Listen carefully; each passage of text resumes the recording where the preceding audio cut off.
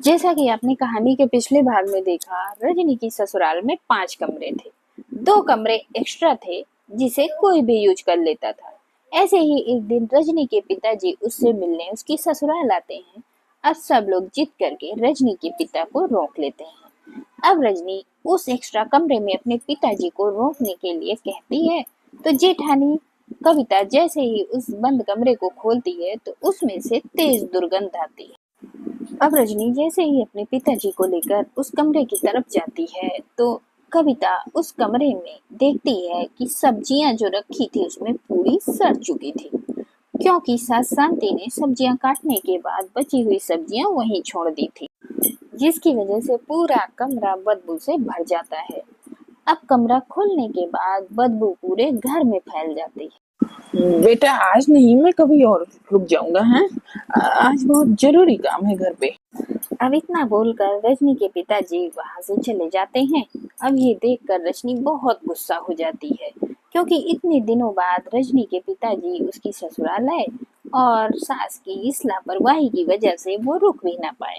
अब रजनी कुछ कहती कि उसके पहले ही सास शांति कहती, क्या फायदा तुम दोनों बहुओं का, कमरे की सफाई नहीं होती, कमरा वैसे ही गंदा पड़ा था। अरे 2 दिन पहले मैंने सब्जी काटी थी, अब तक वो वैसे ही पड़ी है। ऐसे ही होगा, जब तुम दोनों सफाई नहीं करोगी तो रिश्तेदार तो ऐसे ही भागेंगे। ले दे के 5 तो कमरे हैं इस घर में और इन दोनों से वो भी नहीं होता। भगवान जाने क्या होगा इस घर में। अरे घर को कबाड़ खाना बना दिया है इन दोनों ने।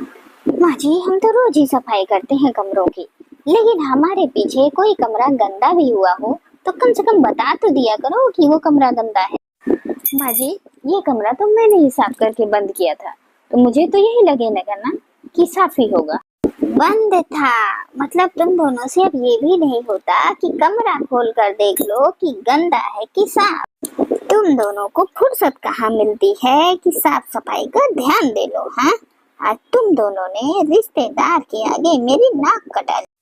क्यों, यही चाहती थी ना तुम दोनों? माँ जी, ये तो आपकी गलती है। कल भी एक कमरा पूरी रात खुला रहा और रात भर उसमें एसी चलता रहा। आखिरी में तो आप दोनों गए थे, ना ही कमरा बंद किया और ना ही कमरे का एसी। पूरी रात एसी चलता रहा। कितना बिल आया होगा, वो भी फिजूल खर्ची में।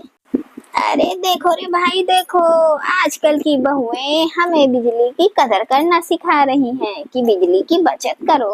अरे जा, बिजली का बिल अभी तेरा ससुर भरता है, जा, मुझे मत सिखा।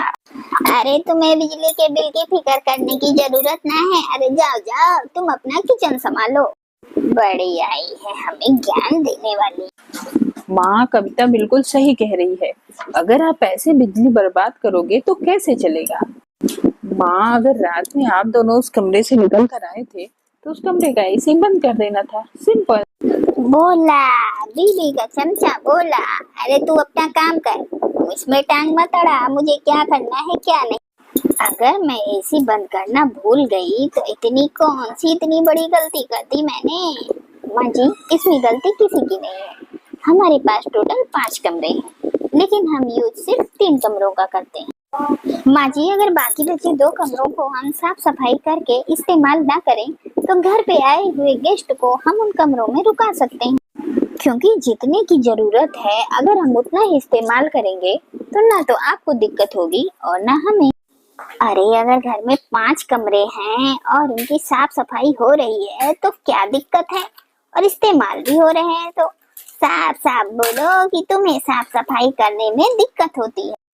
माँ जी, बात तो बिल्कुल सही है।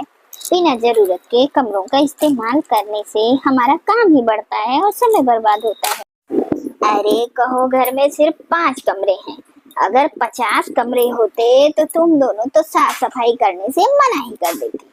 मेरी बात कान खोल कर सुन लो, मुझे ये दोनों कमरे हर वक्त साफ सुथरे चाहिए, चाहे उन कमरों में कुछ भी होता हो, और हर वक्त उन कमरों में सफाई चाहिए। अब ये कहकर शांति वहां से चली जाती है और बाकी लोग भी अपने अपने काम पर चले जाते हैं। तब रजनी कविता से कहती है, दीदी, अगर हमें माँ जी को लाइन पर लाना है तो सबक तो सिखाना ही पड़ेगा। उन्हें ये बताना पड़ेगा कि हमें जितने की जरूरत है उतनी ही चीजों का इस्तेमाल करना चाहिए। जिन चीजों की जरूरत नहीं है हमें उनका इस्तेमाल नहीं करना चाहिए।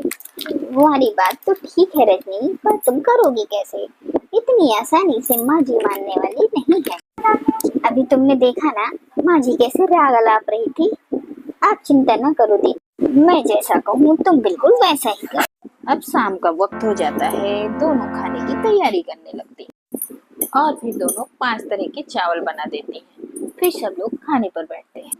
अब चावल देखकर रमेश कहता, अरे वाह, आज तो चावल की कितनी वैरायटी है। जीरा राइस, पुलाव चावल, हैदराबादी बिरयानी, इतना कुछ, लगता है आज तो खाने में मजा ही आ जाएगा। अरे लगता है आज खाने में सिर्फ चावल ही चावल है। अरे सब्जी तो लेकर आओ। जी माँ जी अभी लेकर आई। अब कविता ने सिर्फ एक सब्जी बनाई होती है जिसे लेकर वो आती है। बहू लगता है सब्जी बनाने का ध्यान नहीं रहा होगा। चावल तो तुमने इतनी तरह के बनाए, लेकिन सब्जी सिर्फ एक। लेकिन पिताजी सब्जी बस एक ही तरह की थी, इसलिए एक ही बन पाई, लेकिन चावल कई तरह के थे और एक्स्ट्रा भी थे, इसलिए मैंने तरह तरह के बना दिए। और एक्स्ट्रा पड़े पड़े खराब ना हो जाएं, इसलिए मैंने बना दी। और न जाने घर में कब कौन सा गेस्ट आ जाए, इसलिए हमें एक्स्ट्रा बना के रखना चाहिए ना। अब कविता और रजनी की बात सुनकर कोई भी कुछ भी नहीं बोलता, इसलिए सब खाना खाकर सोने चले जाते हैं। और फिर अगला दिन होता है और इस बार वे दोनों 5 तरह की रोटियां बना देती हैं। अरे वाह भाभी, आज तो 5 तरह की रोटी है। नान, तंदूरी रोटी, मिस्सी रोटी, सिंपल रोटी। अरे भाभी, आज तो मजा ही आ जाएगा खाकर। अरे जल्दी से सब्जियां लेकर आओ, बहुत जोरों से भूख लगी है। अब कविता अंदर जाकर दाल का कटोरा ले आती है और सबको परोस देती है। अब ये देखकर सभी लोग हैरान हो जाते हैं। भाभी, दाल सिर्फ एक तरह की, रोटियां इतनी तरह की। अरे रोटियों का तो स्वाद आएगा, लेकिन दाल का तो सिर्फ एक ही स्वाद आएगा ना। अरे बहू, इससे अच्छा होता कि तुम एक तरह की रोटी बना लेती और एक ही तरह की दाल। क्या फायदा तुम्हारा 5 तरह की रोटी बनाने का। अरे जब कोई रोटी खा ही नहीं पाएगा, बेकार में फेंक दी जाएगी, तो क्या फायदा इतना बनाने का। वैसे क्या पेड़ में उगते हैं। अरे तुमने तो 5 तरह की रोटी बना दी, अब कोई खा पाएगा बनाई नहीं। कितना नुकसान हो जाएगा। पिताजी आप चिंता ना करो, राशन का पैसा मैं देता हूँ। अगर थोड़ा बहुत राशन का नुकसान हो ही जाएगा तो क्या फर्क पड़ता है। आप तो बस खाने का मजा लो। अरे देखो तो कौन बोल रहा है। अरे यही दिन बाकी रह गया था क्या कि बेटा मुझे बताएगा कि खाने का बिल कौन दे रहा है। नहीं माँ, ऐसी बात नहीं है। मैं तो यही समझाना चाह रहा था कि एसी का बिल चाहे पापा दें चाहे मैं, बात तो एक ही है।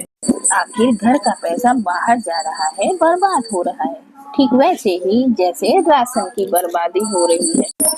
ठीक है माँ जी, हम लोग भी बिल्कुल आपको यही जताना चाहते थे कि जैसे एक रोटी के अलावा आपको बाकी 4 रोटियां खराब लग रही हैं, वैसे ही हमारे पास जो 5 कमरे हैं, उन 3 कमरों के अलावा हम बाकी के 2 कमरों का इस्तेमाल क्यों करें।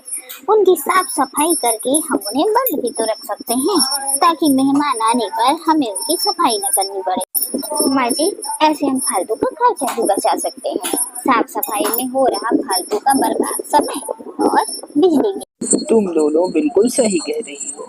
आखिर चीज हमारी है तो हमें उनका इस्तेमाल ठीक से करना चाहिए। अगर उनकी जरूरत नहीं है तो हमें बिना वजह कमरों का इस्तेमाल नहीं करना चाहिए। अब मुझे भी समझ में आ गया है, अब मैं उन कमरों का इस्तेमाल करने के लिए नहीं कहूँगी। अब शांति की बात सुनकर सबकी जान में जान आ जाती है और सब एक बार मिलकर हंसी खुशी रहने लगते हैं।